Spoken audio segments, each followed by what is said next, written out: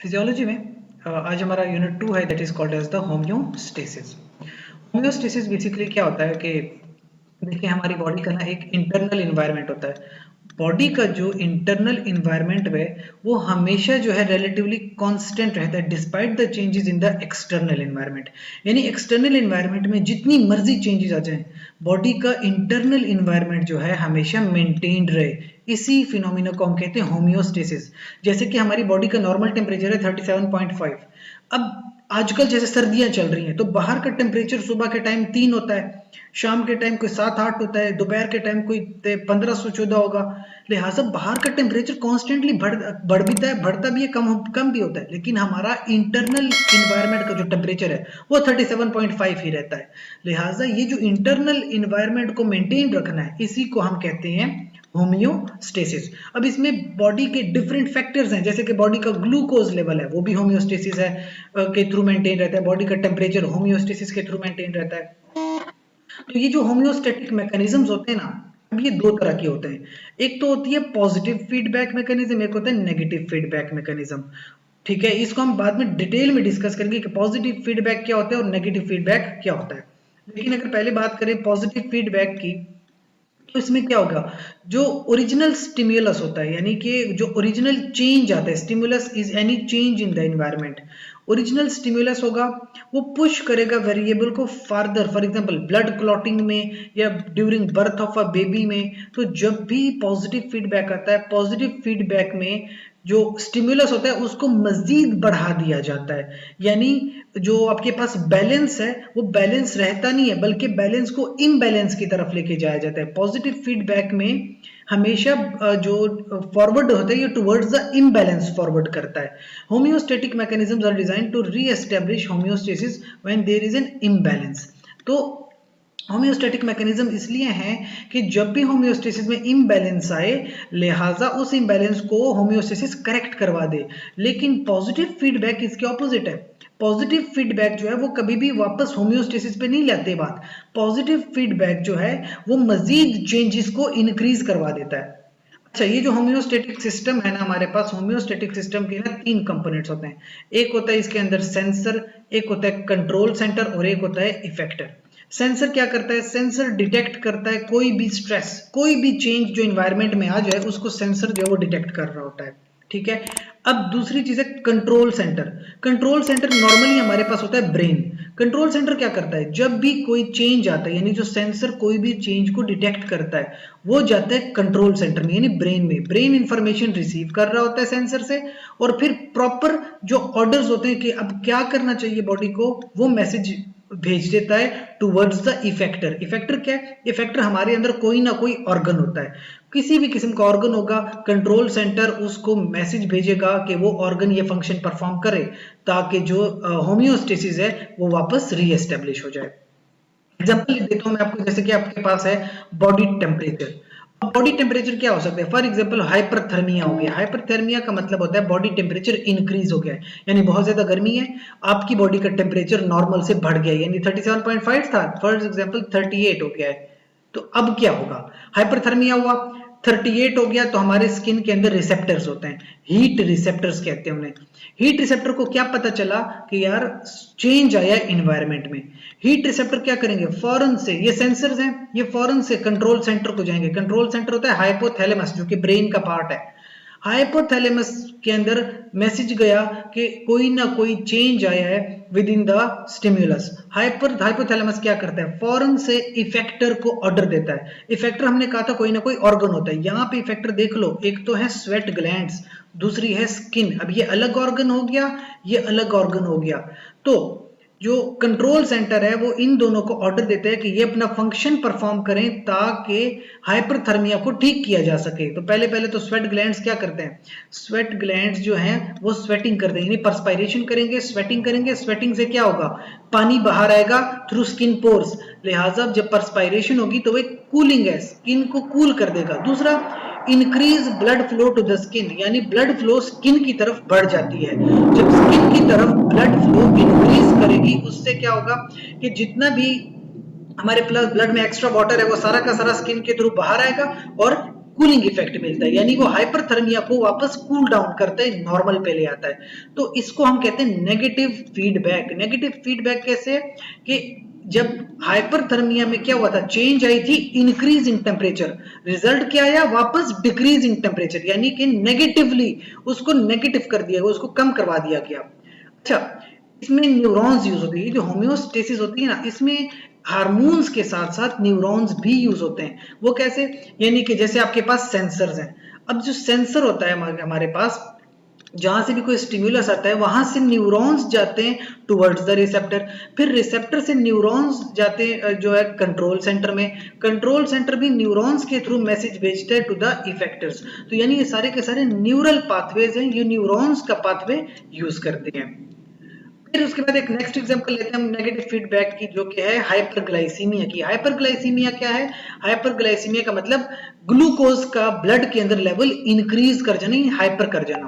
तो जैसे ही ब्लड के अंदर ग्लूकोज बढ़ जाती है तो ये एक स्टिमुलस है, चेंज है। सबसे पहले जो कंट्रोल सेंटर है इसका वो है पेनक्रियास। पेनक्रियास के अंदर होते हैं बीटा सेल्स। वो क्या करेंगे? बीटा सेल्स सिक्रीट करते हैं इंसुलिन, इंसुलिन सिक्रीट करेंगे, इंसुलिन आएगी ब्लड में। इंसुलिन जब ब्लड में आती है तो ब्लड के अंदर जो ग्लूकोज का लेवल है वो बढ़ा हुआ होता है, तो इंसुलिन ग्लूकोज को बाइंड करेगी और ग्लूकोज को डाल देगी मसल सेल्स में, या इसके साथ साथ ग्लूकोज को डाल देगी लिवर में। तो यानी ब्लड से ग्लूकोज उठा के लिवर में डाल दी और मसल सेल्स में डाल दी, तो ब्लड के अंदर जो ग्लूकोज थी वो हो गई कम। देखिए हाइपरग्लाइसीमिया में क्या हुआ था, ब्लड के अंदर ग्लूकोज ज्यादा हो गई थी, इंसुलिन आई, ब्लड के अंदर ग्लूकोज को उसने कम करवा दिया, तो ब्लड ग्लूकोज इज रिड्यूस्ड।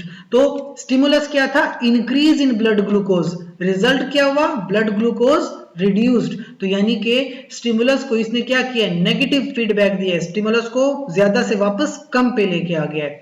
अच्छा, जैसे ही ग्लूकोज कम हो जाएगी, stress is reduced shutting down mechanisms, फौरन से क्या होगा? ये जो मैकेनिज्म है पेनक्रियास के बीटा सेल्स, ये यहां से ब्लॉक हो जाएगा कि बस अब मजीद इंसुलिन सिक्रीट ना करो, ये यहां से ब्लॉक और ये पाथवे यहां से ब्लॉक। यानी कि जैसे ही आपके पास जो मैकेनिज्म है ग्लूकोज नॉर्मल पे आ गई, फौरन से ये जितना भी पाथवे था इसको शट ऑफ कर दिया गया, यानी नेगेटिव फीडबैक दिया गया कि मजीद ग्लूकोज इंसुलिन रिलीज न की जाए। इस तरीके से hormonal pathway regulation of the blood sugar, hormonal pathway में देखा जाए increase rate of glucose transport into the target cells, यानी टारगेट सेल्स में ग्लूकोज ट्रांसपोर्ट बढ़ा दी जाती है, जो कि आपके पास लिवर सेल्स या मसल सेल्स है, वहां पे इंक्रीज ग्लूकोज यूटिलाइजेशन की जाएगी, ग्लूकोज को ग्लाइकोजन में कन्वर्ट कर दिया जाएगा। और अगर जो इंक्रीज्ड अमाइनो एसिड एब्जॉर्प्शन या प्रोटीन सिंथेसिस है, इसके साथ साथ इंक्रीज्ड फैट सिंथेसिस है, तो उन सब की जो है प्रोडक्शन बढ़ा दी जाती है। इसी तरीके से जो हार्मोन्स होते हैं, अब वो बीटा सेल्स जो हैं वो इंसुलिन सिक्रीट करवाते हैं, ग्लूकोज को इन सेल्स में डाल दिए जाते हैं। अगर तो आपके पास ब्लड ग्लूकोज कंसंट्रेशन डिक्लाइन करती है तो एक बार फिर से वही जो है हार्मोन्स आते हैं और वो अलग तरह के hormone that is called as glucagon, तो ग्लूकागॉन सिक्रीट होता है और ग्लूकागॉन जो है वो होम्योस्टेसिस को वापस रिस्टोर करवा देता है।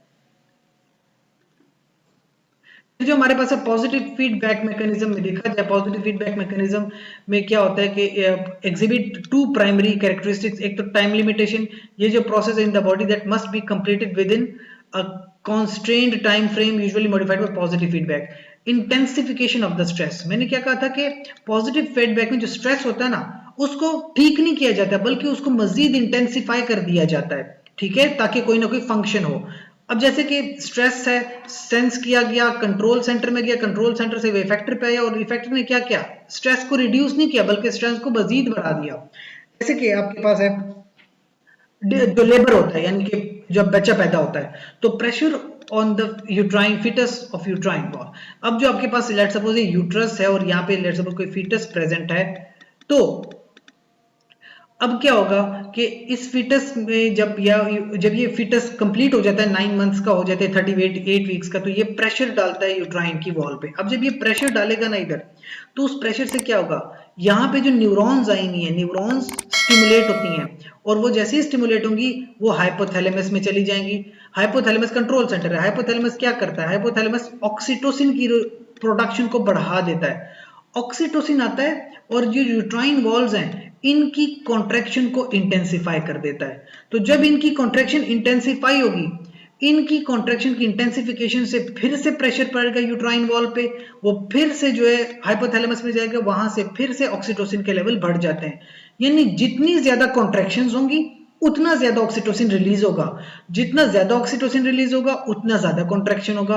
तो यानी एक पॉजिटिव फीडबैक में चला जा रहा है, contractions increase, oxytocin increased, oxytocin increased, contraction मजीद इंक्रीज्ड। तो इस तरह से पॉजिटिव फीडबैक चला जाता है तब तक जब तक ये जो फीटस है ये डिलीवर नहीं हो जाता, तब तक ये प्रोसेस चलता रहता है। अच्छा, एक दूसरा प्रोसेस अगर मैं बात करूं ब्लड क्लॉटिंग की, तो कभी कभी क्या होता है कि ब्लड वेसल होती है उसमें कहीं ना कहीं ब्रेक आ जाती है, यानी ब्लड वेसल कहीं ना कहीं जो है हेमरेज हो जाती है। तो यहाँ पे स्टार्ट होता है प्रोसीजर क्लॉटिंग का। तो इस तरह से क्लॉटिंग जो है शुरू हो जाती है। अब जब ये थोड़ी सी क्लॉटिंग है ना, ये क्लॉटिंग मजीद क्लॉटिंग एजेंट्स को लेके आती है, और जितनी ज्यादा क्लॉटिंग एजेंट्स आते हैं यहाँ पे उतना ज्यादा क्लॉट बनता है, और एंड पे ना ये पूरा का पूरा इतनी ज्यादा क्लॉटिंग हो जाती है कि ये पूरी की पूरी जो यहाँ डैमेज है वो उसको रिपेयर कर लिया जाता है इस तरीके से। तो क्लॉटिंग, ब्लड क्लॉटिंग भी एक पॉजिटिव फीडबैक मैकेनिज्म से होती है, लेकिन इसके हमेशा पॉजिटिव इफेक्ट नहीं होते, कभी कभी बड़े हार्मफुल इफेक्ट्स आ जाते हैं पॉजिटिव फीडबैक मैकेनिज्म से। जैसे कि सबसे पहले मैं बात करूं फीवर की। फीवर में क्या होता है, बुखार में ना हमारा बॉडी टेम्परेचर इंक्रीज कर जाता है। अब पॉजिटिव फीडबैक की वजह से ये जो टेम्परेचर ये बहुत ज्यादा इंक्रीज कर सकते हैं, इवन 45 डिग्रीज तक जा सकता है। तो 45 डिग्री पे वो ठीक है, कोई अगर बैक्टीरिया वगैरह है वो तो नहीं, वो तो काम नहीं कर सकते, यानी वो मर सकते हैं, लेकिन उसके साथ साथ 45 डिग्री पे हमारे प्रोटीन्स भी डैमेज हो सकते हैं, और इवन डेथ भी हो सकती है हमारी। तो यानी पॉजिटिव फीडबैक कहीं ना कहीं बहुत बड़ा नुकसान कर सकता है। एक दूसरी चीज है, लेट्स सपोज किसी को हाइपरटेंशन है, ब्लड प्रेशर ज्यादा है उसका, ब्लड प्रेशर प्रोसेस एथेरोस्क्लेरोसिस, ठीक है। अब जितना ज्यादा ब्लड प्रेशर होगा उतनी ज्यादा एथेरोस्क्लेरोसिस यानी इतनी ज्यादा ब्लड वेसल्स में डैमेज आता है। उससे क्या होगा, अब जितना ज्यादा डैमेज आएगा उतना ज्यादा ब्लड प्रेशर बढ़ेगा, और जितना ज्यादा ब्लड प्रेशर बढ़ेगा फिर उतना ज्यादा डैमेज मजीद आएगा। तो ये जो क्रॉनिक हाइपरटेंशन और एथेरोस्क्लेरोसिस है ये आपस में पॉजिटिव फीडबैक मैकेनिज्म से रिलेटेड है, लेकिन इसमें ब्लड प्रेशर बहुत बढ़ जाता है और ब्लड वेसल्स भी बहुत ज्यादा डैमेज हो जाती हैं। तो ये जो होम्योस्टैटिक इम्बैलेंस है, ठीक है, अगर तो कंट्रोल सिस्टम नॉर्मली कभी होम्योस्टेसिस मेंटेन न कर पाए तो फिर बात चली जाती है होमोस्टेसिस इम्बैलेंसेस की तरफ। जैसे कि many such situations including effects of abnormalities on the physiological variables, यानी अक्सर जो है फिजियोलॉजिकल वेरिएबल बड़ा फर्क पड़ जाता है। जैसे कि टेम्परेचर हो गया बॉडी का, वाटर और इलेक्ट्रोलाइट कंसंट्रेशन हो गई, बॉडी की पीएच हो गई, यानी कहीं पे एसिडिटी कहीं पे अल्कलिनिटी, बॉडी का ग्लूकोज लेवल, किसी को डायबिटीज हो जाती है जब कंट्रोल में नहीं आता, ब्लड और टिश्यू ऑक्सीजन या कार्बन डाइऑक्साइड के लेवल, ब्लड प्रेशर, ये सारे के सारे इस तरह के डिफरेंट फिजियोलॉजिकल वेरिएबल्स हैं कि जिनका होम्योस्टैटिक इम्बैलेंसेस बहुत ज्यादा आता है। तो ये जो हमारे पास टॉपिक था बेसिकली ये कहलाता था होम्योस्टेसिस, जो कि हमने बड़ा ब्रीफली डिस्कस किया ताकि आपको एक क्लियर आइडिया हो कि होम्योस्टेसिस बेसिकली क्या होती है और किस तरह की होती है। तो यहाँ तक हमारा जो यूनिट है वो कवर हो जाता है होम्योस्टेसिस का।